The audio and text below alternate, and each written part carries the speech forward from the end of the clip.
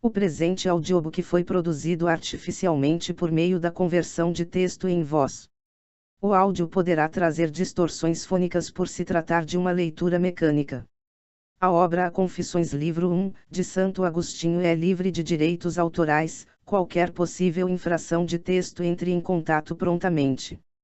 Participe do clube de leitura. Para mais informações acesse o site www.domleon.com.br. Se possível, se inscreva no canal e compartilhe. Confissões.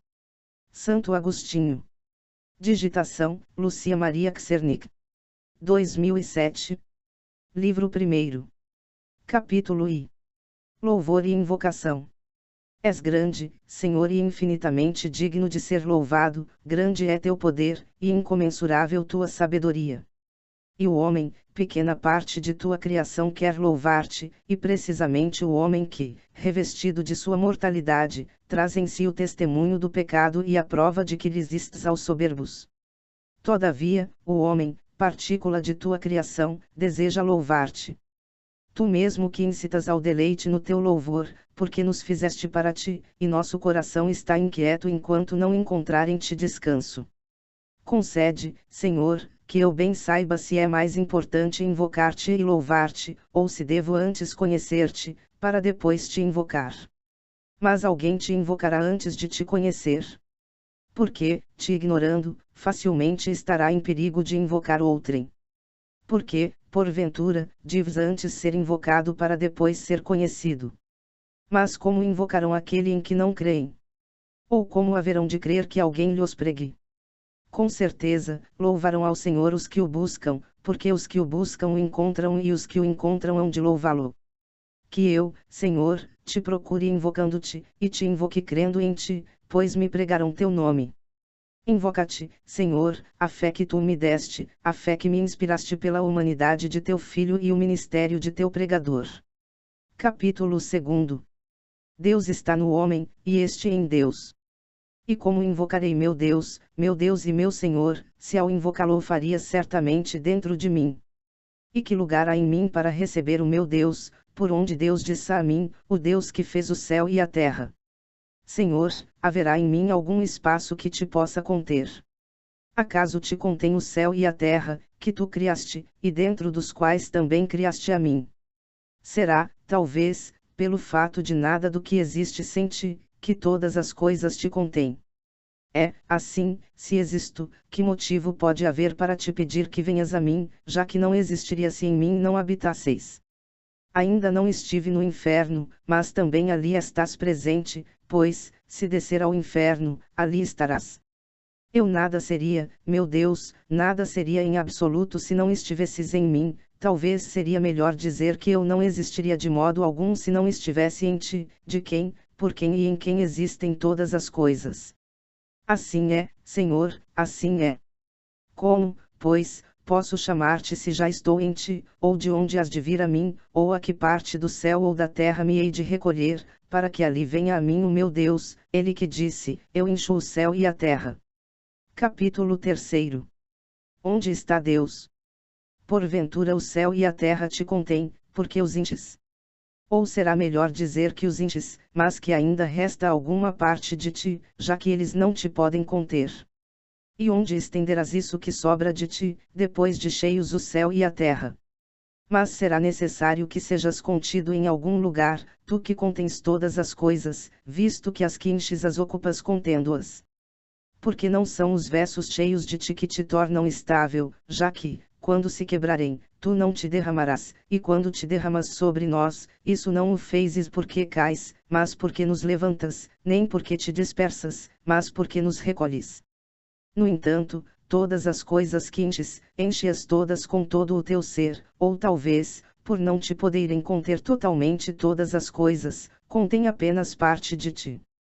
E essa parte de ti as contém todas ao mesmo tempo, ou cada uma a sua, as maiores a maior parte, e as menores a menor parte. Mas haverá em ti partes maiores e partes menores. Acaso não estás todo em todas as partes, sem que haja coisa alguma que te contenha totalmente? Capítulo 4. As perfeições de Deus. Que és, portanto, ó meu Deus. Que és, repito, senão o Senhor Deus. Ó Deus sumo, excelente, poderosíssimo, onipotentíssimo, misericordiosíssimo e justíssimo. Tal oculto e tão presente, formosíssimo e fortíssimo, estável e incompreensível, imutável, mudando todas as coisas, nunca novo e nunca velho, renovador de todas as coisas, conduzindo à ruína os soberbos sem que eles o saibam, sempre agindo e sempre repouso, sempre sustentando, enchendo e protegendo, sempre criando, nutrindo e aperfeiçoando, sempre buscando, ainda que nada te falte. Amas sem paixão, tens zelos, e estás tranquilo, te arrependes, e não tens dor, te aiareis, e continuas calmo, mudas de obra, mas não de resolução, recebes o que encontras, e nunca perdeste nada, não és avaro, e exiges lucro. A ti oferecemos tudo, para que sejas nosso devedor, porém, quem terá algo que não seja teu, pois, pagas dívidas que a ninguém deves, e perdoas dívidas sem que nada percas com isso. E que é o que até aqui dissemos, meu Deus, minha vida, minha doçura santa, ou que poderá alguém dizer quando fala de ti? Mas ai dos que nada dizem de ti, pois, embora seu muito falar, não passam de mudos charlatães. Capítulo V. Súplica. Quem me dera descansar em ti? Quem me dera que viesses a meu coração e que o embriagasses, para que eu me esqueça de minhas maldades e me abrace contigo, meu único bem. Que és para mim. Tem piedade de mim, para que eu possa falar. E que sou eu para ti, para que me ordenes amar-te e, se não o fizer, irar-te contra mim, ameaçando-me com terríveis castigos. Acaso é pequeno o castigo de não te amar? Ai de mim! Dize-me por tuas misericórdias, meu Senhor e meu Deus, que és para mim. Dais a minha alma, eu sou a tua salvação. Que eu ouça e siga essa voz e te alcance. Não queiras esconder-me teu rosto. Morra eu para que possa vê-lo para não morrer eternamente.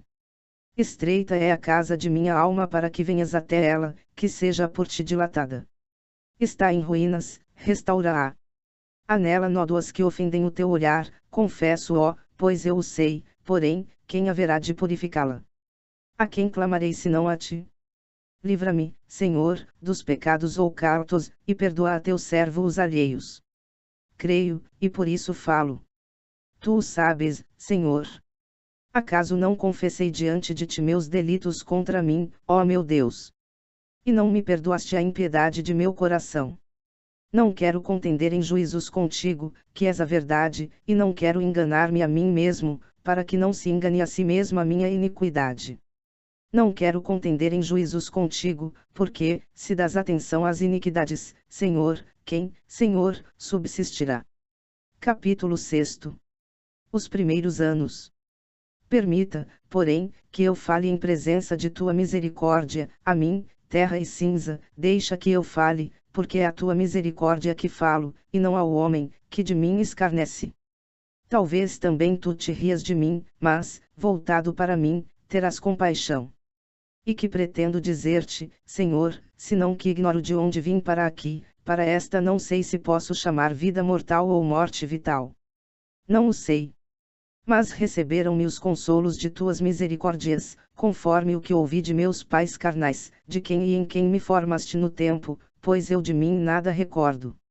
Receberam-me os consolos do leite humano, do qual nem minha mãe, nem minhas amas enchiam os seios, mas iras tu que, por meio delas, me davas aquele alimento da infância, de acordo com o seu desígnio, e segundo os tesouros dispostos por ti até no mais íntimo das coisas.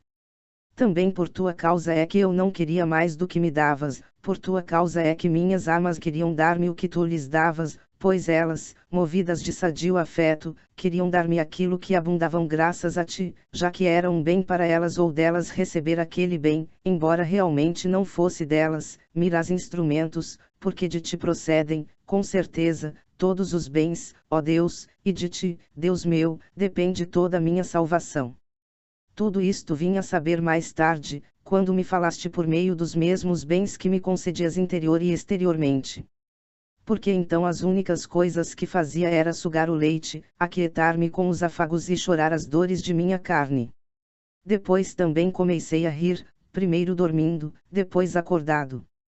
Isto disseram de mim, e o creio, porque o mesmo acontece com outros meninos, pois eu não tenho a menor lembrança dessas coisas.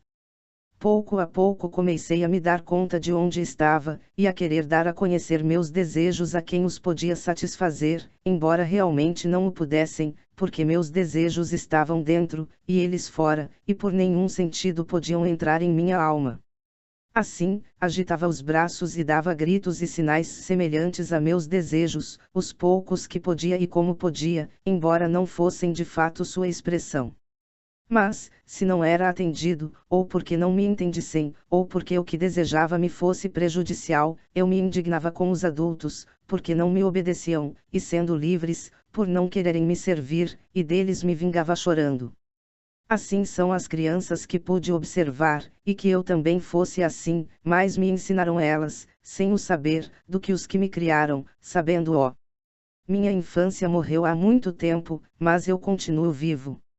Mas, dize-me, Senhor, tu que sempre vives, e em quem nada falece porque existes antes do começo dos séculos, e antes de tudo o que há de anterior, e és Deus e Senhor de todas as coisas, e se encontram em ti as causas de tudo o que é instável, e em ti permanecem os princípios imutáveis de tudo o que se transforma, e vivem as razões eternas de tudo o que é transitório. Dize-me a mim, eu te suplico, ó meu Deus, diz-me, misericordioso, a mim que sou miserável, dize-me, porventura a minha infância sucedeu a outra idade minha, já morta. Será esta aquela que vivi no ventre de minha mãe? Porque também desta me revelaram algumas coisas, e eu mesmo já vi mulheres grávidas. E antes desse tempo, minha doçura e meu Deus, que era eu? Fui alguém, ou era parte de alguma coisa? Dize-mo, porque não tenho quem me responda, nem meu pai, nem minha mãe, nem a experiência dos outros, nem minha memória. Acaso te arraias de mim, porque desejo saber estas coisas, e me mandas que te louve e te confesse pelo que conheci de ti. Eu te confesso, Senhor dos céus e da terra, louvando-te por meus princípios e por minha infância, de que não tenho memória, mas que, por tua graça, o homem pode conjectura de si pelos outros, crendo em muitas coisas, ainda que confiado na autoridade de humildes mulheres. Então eu já existia, já vivia de verdade, e, já no fim da infância procurava sinais com que pudesse exprimir aos outros as coisas que sentia. Com efeito, de onde poderia vir semelhante criatura, senão de ti, Senhor? Acaso alguém pode ser artífice de si mesmo? Porventura existirá algum outro manancial por onde corra até nos o ser e a vida, diferente da que nos dais, Senhor, tu em quem ser e vida não são coisas distintas, porque és o sumo ser e a suprema vida. Com efeito, és sumo, e não te mudas, nem caminha para ti o dia de hoje, apesar de caminhar por ti, apesar de estarem em ti com certeza todas estas coisas, que não teriam caminho por onde passar se não as contivesses. E porque teus anos não fenecem, teus anos são um perpétuo hoje. Ó! Quantos dias nossos e de nossos pais já passaram por este teu hoje, e dele receberam sua duração, e de alguma maneira existiram, e quantos passarão ainda, e receberão seu modo, e seu ser. Mas tu és sempre o mesmo, e todas as coisas de amanhã e do futuro, e todas as coisas de ontem e do passado, nesse hoje as fezes, nesse hoje as fizeste. Que importa que alguém não entenda essas coisas? Que este alguém se ria, e diga, que é isto? Que se ria assim, e que prefira encontrar-te sem indagação do que, indagando, não te encontrar. Capítulo 7. Os pecados da primeira infância. Escuta-me, ó meu Deus. Ai dos pecados dos homens. E quem isto te diz é um homem, e tu te compadeces dele porque o criaste, e não foste autor do pecado que nele existe. Quem me poderá lembrar o pecado da infância, já que ninguém está diante de ti limpo de pecado, nem mesmo a criança cuja vida conta um só dia sobre a terra? Quem mo recordará? Acaso alguma criança pequena de hoje, em quem vejo a imagem do que não recordo de mim? E em que eu poderia pecar nesse tempo? Acaso por desejar o peito da nutriz, chorando? Se agora eu suspirasse com a mesma avidez, não pelo seio materno, mas pelo alimento próprio da minha idade, seria justamente escarnecido e censurado.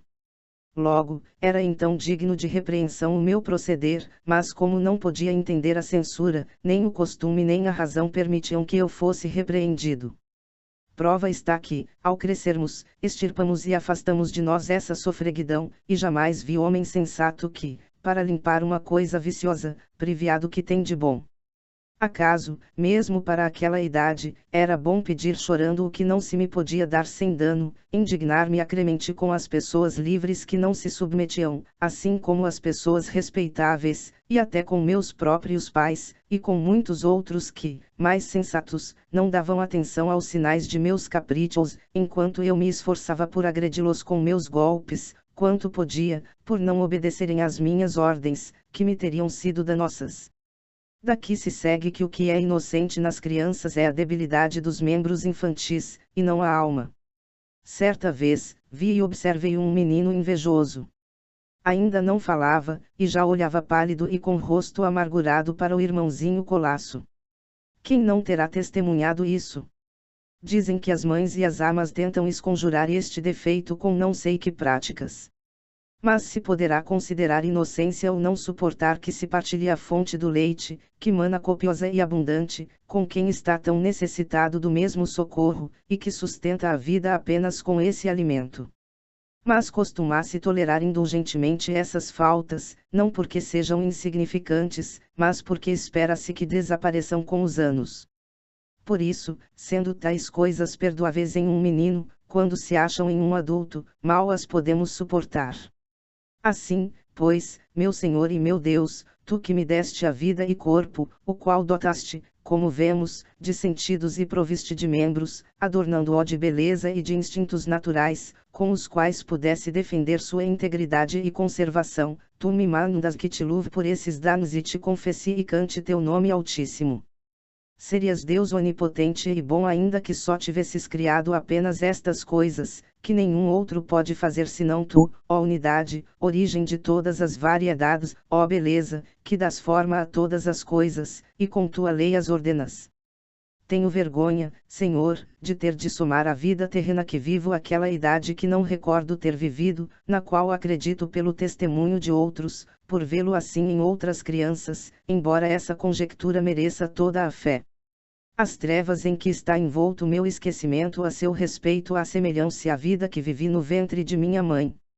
Assim, se fui concebido em iniquidade, e se em pecado me alimentou minha mãe, onde, suplico-te, meu Deus, onde, Senhor, eu, teu servo, onde e quando fui inocente. Mas eis que silencio sobre esse tempo. Para que ocupar-se dele, se dele já não conservo nenhuma lembrança. Capítulo 8. As primeiras palavras. Acaso não foi caminhando da infância até aqui que cheguei à puerícia?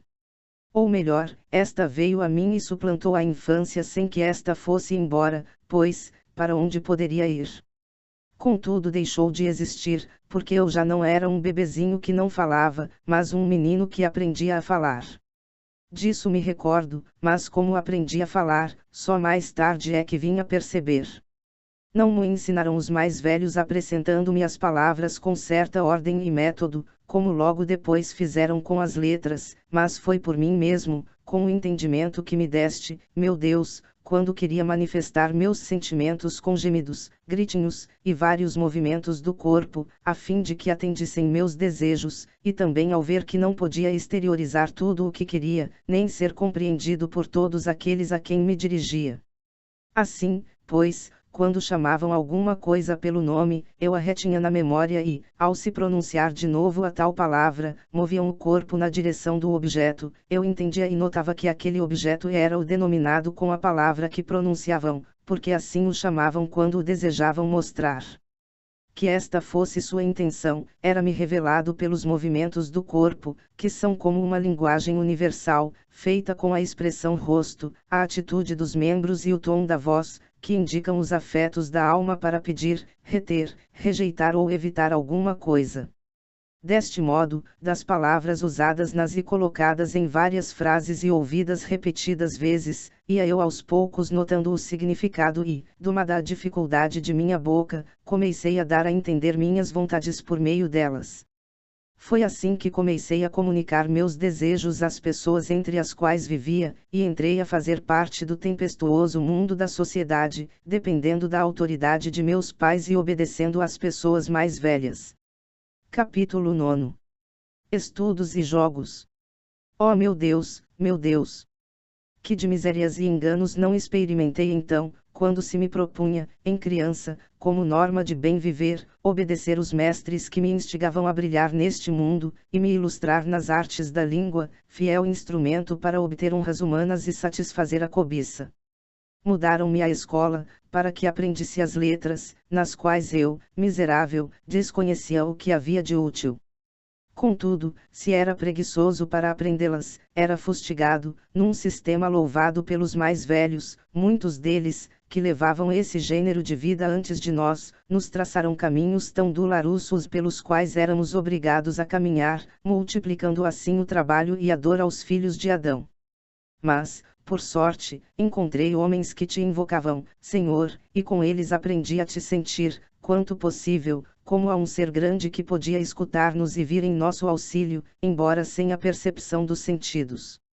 Ainda menino, pois, comecei a invocar-te como refúgio e amparo e, para te invocar, desatei os nós de minha língua, e, embora pequeno, te rogava já com grande fervor para que não me açoitassem na escola.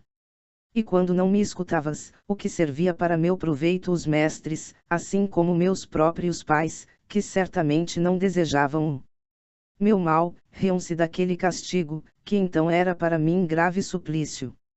Porventura, Senhor, haverá alguma alma tão grande, unida a ti com tão ardente afeto, pois isto também pode ser produzido pela estultice e repito, uma alma que alcance tal grandeza de ânimo que despreze os cavaletes e garfos de ferro, e os demais instrumentos de martírio para fugir dos quais se te dirigem súplicas de todas as partes do mundo. Haverá uma alma que assim os despreze rindo-se dos que têm deles tanto horror como se riam nossos pais dos tormentos que éramos castigados por nossos mestres quando meninos. Porque, na verdade, não os temíamos menos, nem te rogávamos com menor fervor para que nos livrasses deles. Contudo, pecávamos por negligência escrevendo ou lendo, estudando menos do que nos era exigido, e não era por falta de memória ou de inteligência, que para aquela idade, Senhor, me deste de modo suficiente, senão porque eu gostava de brincar, embora os que nos castigavam não fizessem outra coisa. Mas os jogos dos mais velhos chamavam-se negócios, enquanto que os dos meninos eram por eles castigados, sem que ninguém se compadecesse de uns e de outros, ou melhor, de ambos. Um juiz sensato poderia aprovar os castigos que eu, menino, recebia porque jogava bola, e porque com este jogo atrasava o aprendizado das letras, com as quais, adulto haveria de jogar menos inocentemente. Acaso fazia outra coisa naquele que me castigava? Se alguma questiúncula era vencido por algum colega seu, não era mais atormentado pela cólera e pela inveja do que eu, quando uma partida de bola era vencido por meu companheiro. Capítulo X. Amor ao jogo. Contudo, Senhor meu, ordenador e criador da natureza, mas do pecado somente ordenador, eu pecava desobedecendo as ordens de meus pais e mestres, uma vez que podia no futuro fazer bom uso das letras que desejavam me ensinar, qualquer que fosse sua intenção. E não era desobediente para me ocupar de coisas melhores, mas por amor ao jogo, buscava nos combates orgulhosas vitórias, deleitava-me com histórias frívolas, com as quais incentivava sempre mais minha curiosidade. Igualmente curiosos, meus olhos se abriam sempre mais para os jogos e espetáculos dos adultos, jogos que dão tal grande dignidade a quem os oferece, que quase todos desejam as mesmas dignidades para seus filhos. Contudo, gostam de os castigar se com tais espetáculos fogem dos estudos, por meio dos quais desejam que eles venham um dia a oferecer espetáculos semelhantes. Senhor, olha misericordiosamente para essas coisas, e livra-nos delas a nós que já te invocamos, mas livra também aos que ainda não te invocam, a fim de que te invoquem, e sejam igualmente libertados. Capítulo 11. O batismo diferido. ainda menino, ouvi falar da vida eterna, que nos está prometida pela humildade de Jesus, nosso Senhor, que desceu até nossa soberba, e fui marcado com o sinal da cruz, sendo-me dado saborear de seu sal logo que saí do ventre de minha mãe, que sempre esperou muito em ti. Tu viste, Senhor, que numa ocasião, ainda menino, atacou-me repentinamente um dor de estômago que me abrasava, e que me aproximou da morte. Tu viste também, meu Deus, pois já me tinhas sob tua guarda, com que fervor de espírito e com que fé pedi a piedade de minha mãe, e da mãe de todos nós, tua igreja, o batismo de teu Cristo, meu Deus e Senhor. Perturbou-se minha mãe carnal, pois que me criava com mais amor em seu casto coração em tua fé para a vida eterna e, solicita, já havia cuidado de que me iniciasse e purificasse com os sacramentos da salvação, confessando-te, ó meu Senhor Jesus, em remissão de meus pecados, quando, de repente, comecei a melhorar. Em vista disso, diferiu-se minha purificação, considerando que seria impossível, se eu vivesse, que não me tornasse a manchar, pois a culpa dos pecados cometidos depois do batismo é muito maior e mais perigosa. Nesta época eu já tinha fé verdadeira, juntamente com minha mãe e com todos da casa, à exceção de meu pai, que, porém, não pôde vencer em mim a ascendência da piedade materna, para que deixasse de acreditar em Cristo, tal como ele não acreditava. Minha mãe, solicita, cuidava de que tu, meu Deus, fossas mais pai para mim do que ele, e a ajudavas a triunfar do marido, a quem servia melhor, porque nele te servia a ti e a tuas ordens. Mas, meu Deus, suplico-te que me mostres, se te apraz, por que motivo se diferiu então meu batismo, se foi ou não para meu bem que me soltaram as rédeas do pecado. Por que razão ainda hoje se diz de uns e de outros, como ouvimos em muitos lugares, deixe que faça o que quiser, porque ainda não está batizado, embora não digamos da saúde do corpo, deixe que receba ainda mais feridas, porque ainda não está curado. Quanto melhor teria sido para mim receber logo a saúde, e que meus cuidados e os dos meus fossem empregados em conservar intacta debaixo da tua proteção a saúde da minha alma, que me havias concedido. Melhor fora, certamente, porém, como minha mãe, sem dúvida, já previa quantas e quão grandes ondas de tentações me ameaçariam depois da meninice, preferiu expor-me a elas como terra grosseira que depois receberia forma, do que expor-me já como imagem tua. Capítulo 12. Ódio ao estudo. Nesta minha infância, na qual eu tinha menos que temer por mim do que em minha adolescência, eu não gostava dos estudos, e odiava que a eles me obrigassem. Contudo, era coagido, e me faziam grande bem. Quem não procedia bem era eu, que não estudava a não ser constrangido, pois ninguém faz bem o que faz contra a vontade, mesmo que seja bom o que faz. Tampouco os que obrigavam a estudar agiam corretamente, antes, todo o bem que eu recebia vinha de ti, meu Deus, porque eles não tinham outro fim ao me obrigarem a estudar senão saciar o apetite de abundante miséria e de glória ignominiosa. Mas tu, Senhor, que tens contados os cabelos de nossa cabeça, usavas do erro de todos os que me coagiam a estudar para minha utilidade, e usavas da minha falta de vontade de estudar para meu castigo, de que certamente eu já era digno, sendo ainda tão pequeno, e tal grande pecador. Assim, convertias em bem o mal que eles me faziam, e dos meus pecados, me davas justa retribuição, porque é teu desígnio, e assim acontece, que toda alma desordenada seja castigo de si mesma. Capítulo 13. Gosto pelo latim. Porque odiava eu as letras gregas, que me ensinavam quando eu era criança. Não o sei, e nem agora o posso explicar. Em compensação, as letras latinas me apaixonavam, não as ensinadas pelos professores primários, mas a que é explicada pelos chamados gramáticos, porque aquelas primeiras, com as quais se aprende a ler, a escrever e a contar, não me foram menos pesadas e insuportáveis que as gregas. Mas donde podia proceder essa aversão, senão do pecado e da vaidade da vida, porque eu era carne e vento que caminha e não volta. Aquelas primeiras letras, pelas quais podia, como ainda faço, chegar e ler tudo o que há escrito e a escrever tudo o que quero, eram melhores e mais úteis que aquelas outras nas quais me obrigavam a decorar os erros de um tal Enéas, esquecido dos meus, e a chorar a morte de Dido, que se suicidou por amor. Enquanto isso, eu, miserabilíssimo, suportava a minha própria morte com olhos enxutos, morrendo para ti, ó meu Deus, minha vida. Na verdade, que pode haver de mais miserável do que um infeliz que não se compadece de si mesmo e que, chorando a morte de Dido por amor de Enéas, não chora sua própria morte por falta de amor a ti, ó Deus, luz de meu coração, pão interior de minha alma, virtude fecundante de meu pensamento. Não te amava, prevaricava longe de ti, e ouvia de todas as partes, muito bem. Muito bem. Porque a amizade deste mundo é adultério contra ti, e se aclamam a alguém dizendo, muito bem. Muito bem. É para que este não se envergonhe de ser assim. Eu não chorava estas faltas, chorava a morte de Dido que se suicidou com a espada, eu procurava as últimas de tuas criaturas, abandonando-te a ti, como terra que eu era, atraída pela terra. Se então me proibissem a leitura de tais coisas, me afligiriam por não ler aquilo que me comovia até a dor. Não obstante, semelhante loucura é considerada como coisa mais nobre e proveitosa que as letras pelas quais aprendemos a ler e a escrever. Mas agora, meu Deus, grite em minha alma a tua verdade, e diga, não é assim, não é assim, antes, aquela primeira instrução é absolutamente superior, pois eu preferiria esquecer todas as aventuras de Enéas, e outras histórias semelhantes, do que o saber ler e escrever. Sei que nas escolas dos gramáticos pendem cortinas às portas, porém, servem menos para velar o segredo que para encobrir o erro. Não gritem contra mim aqueles mestres a quem já não temo, enquanto confesso a ti os desejos de minha alma, e aborreço dos meus maus caminhos, a fim de amar os teus.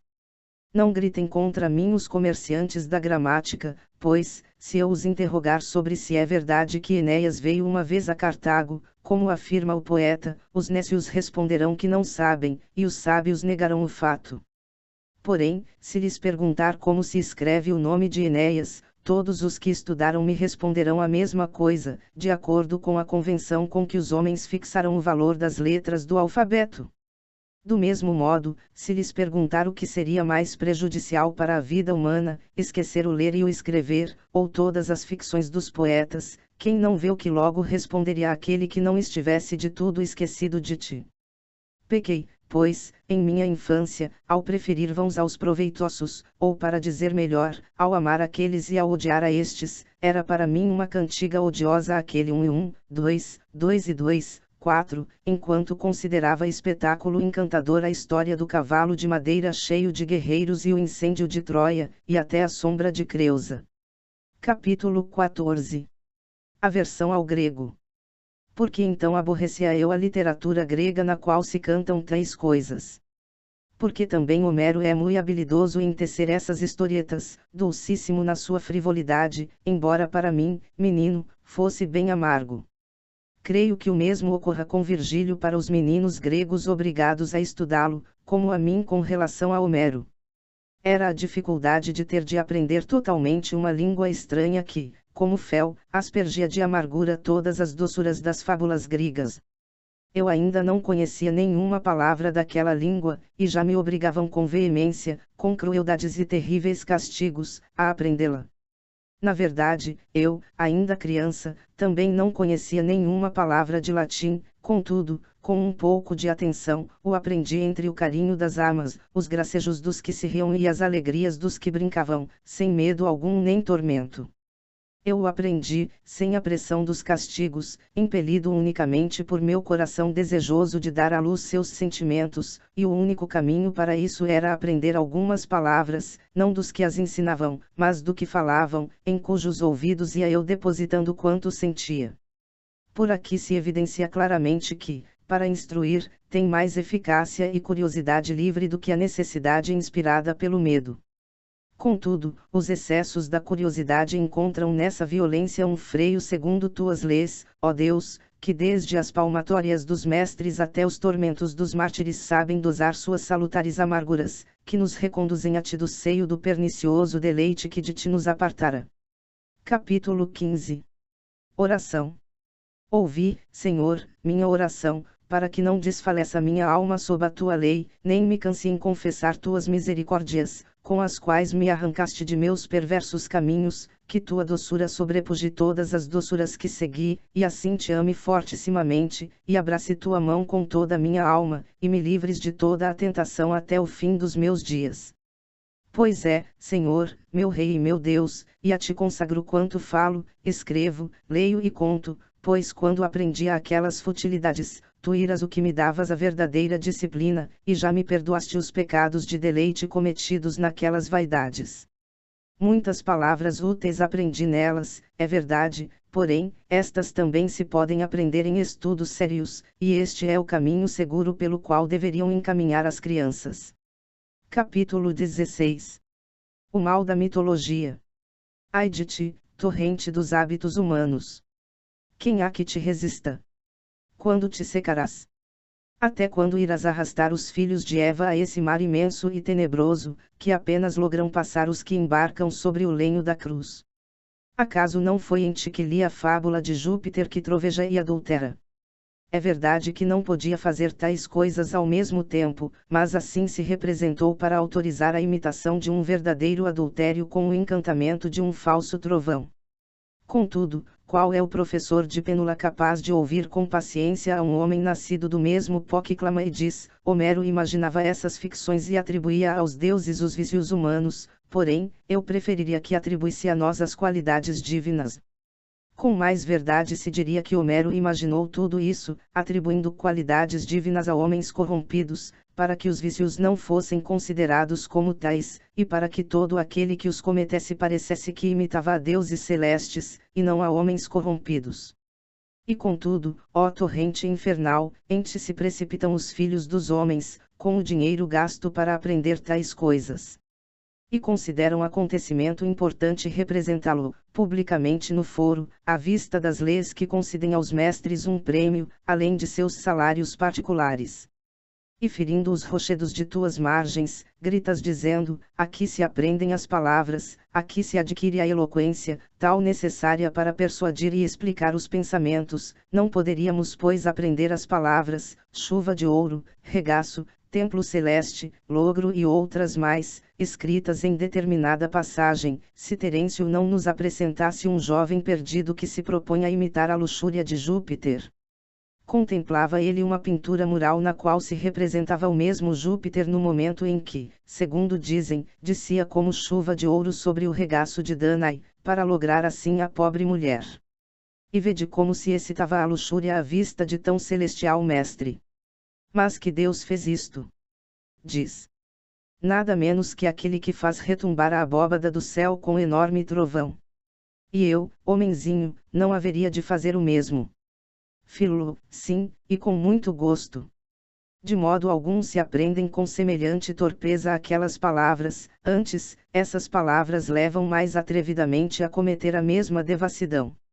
Não incrimino as palavras, que são como versos seletos e preciosos, mas condeno o vinho do erro que mestres ébrios nos davam a beber nelas e, se não o bebêssemos, éramos açoitados, sem que pudéssemos apelar para juiz mais sóbrio. Não obstante, meu Deus, cuja presença me protege desta lembrança, confesso que aprendi estas coisas com gosto e que, miserável, nelas me comprazi, sendo por isso chamado menino de grandes esperanças.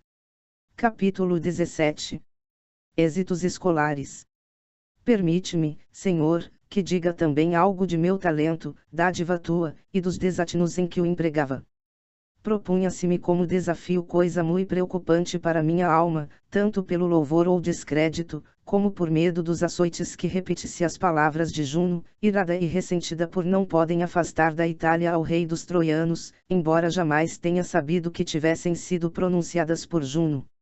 Mas obrigavam-nos a irar seguindo os passos das ficções poéticas, e a repetir em prosa o que o poeta havia dito em verso. Era mais elogiado aquele que, conforme a dignidade da pessoa representada, soubesse pintar com mais vivacidade e semelhança, e revestir com palavras mais apropriadas seus afetos de ira ou de dor.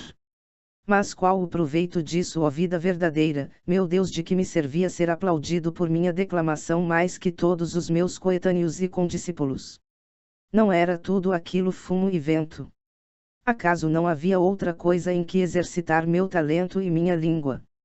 Teus louvores, Senhor, teus louvores, consignados nas Escrituras, poderiam soerguer a frágil planta de meu coração, e eu não teria sido arrebatado pela vaidade de vãs quimeras, presa imunda das aves. Com efeito, há diversas maneiras de oferecer sacrifício aos anjos rebeldes. Capítulo 18. Leis gramaticais, lei de Deus.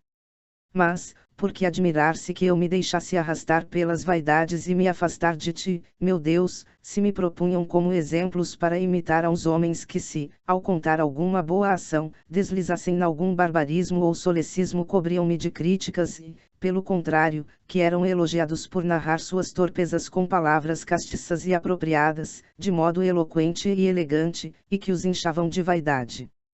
Tu vês, Senhor, estas coisas, e te calas compassivo, paciente, cheio de misericórdia e verdade. Mas te calarás para sempre. Arranca, pois, agora deste espantoso abismo a alma que te busca sedenta de teus deleites, e que te diz de coração: busquei, Senhor, teu rosto, Senhor, buscarei ainda. Longe está de teu rosto quem anda ocupado com afetos tenebrosos, porque não é com os pés carnais, nem cobrindo distâncias que nos aproximamos ou nos afastamos de ti. Porventura aquele teu filho menor procurou cavalos, ou carros, ou naves, ou voou com asas invisíveis, ou viajou a pé para alcançar aquela região longínqua onde dissipou o que lhes havia dado, ó Pai, meigo ao lhe entregar a substância, e mais carinhoso ainda ao recebê-lo andrajoso. Assim, pois, viver nas paixões da luxúria, é o mesmo que viver em paixões tenebrosas, é viver longe de teu rosto. Olha, meu Senhor e meu Deus, vê paciente, como costumas ver, de que modo diligente os filhos dos homens observam as regras de ortografia recebidas dos primeiros mestres, e desprezam as leis eternas de salvação perpétua recebidas de ti, de tal modo que, se alguns dos que sabem ou ensinam as regras antigas dos sons pronunciasse a palavra amo, sem aspirar a primeira letra, desagradaria mais aos homens do que se, contra teus preceitos, odiasse a outro homem, sendo este homem. Como se o homem pudesse ter inimigo mais pernicioso que o ódio com que se irrita contra si mesmo, ou como se pudesse causar a outrem maior dano, perseguindo-o, do que causa a seu próprio coração odiando. Com certeza, não nos é mais íntima a ciência das letras do que a consciência, que manda não fazer a outrem o que não queremos que não nos façam. Ó! Como és misericordioso, tu, que habitando silencioso nos céus, Deus grande e único, espalhas com lei infatigável cegueiras vingadoras sobre as paixões ilícitas.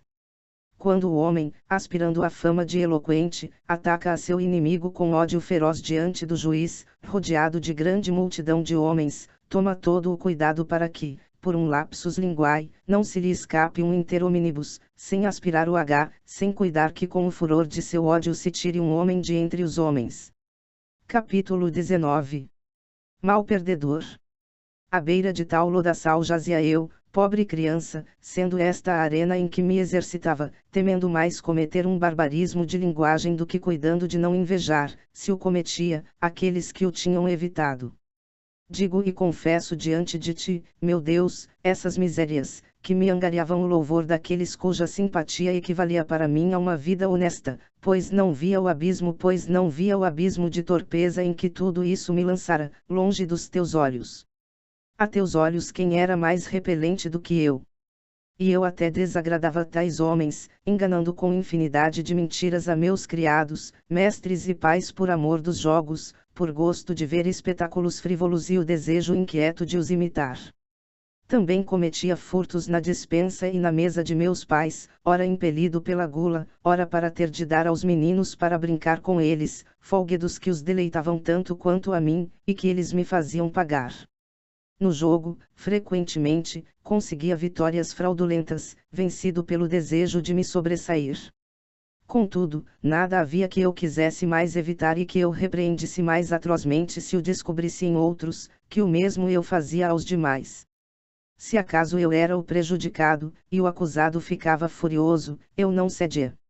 Será esta a inocência infantil?